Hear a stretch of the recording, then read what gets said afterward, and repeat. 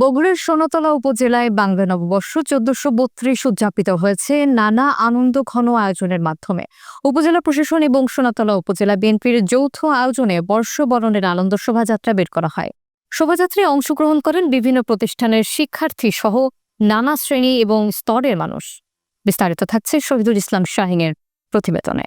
প্রধান অতিথি হিসেবে উপস্থিত ছিলেন সোনাতলা উপজেলা নির্বাহী অফিসার স্বীকৃতি প্রামাণিক, বগুড়া জেলা বিএনপির সহসভাপতি এবং সোনাতলা উপজেলা বিএনপির সভাপতি AKM আহসানুল তৈয়ব জাকির, পৌর বিএনপির সভাপতি আবু নাসের ওয়াহিদ নবেল, সোনাতলা থানার অফিসার ইনচার্জ মিলাদুন নবী, উপজেলা কৃষি কর্মকর্তা সোহরাব হোসেন, প্রকল্প কর্মকর্তা রেফাউল আজম, মহিলা বিষয়ক কর্মকর্তা মাইনুল হক সহ আরও অনেক সমাজসেবক এবং রাজনৈতিক নেতৃবৃন্দ।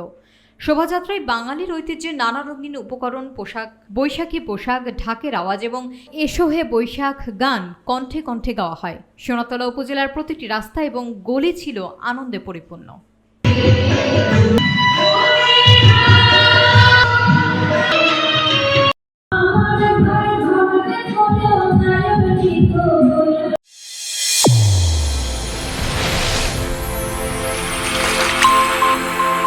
চ্যানেল A1 হৃদয়ের স্পন্দন।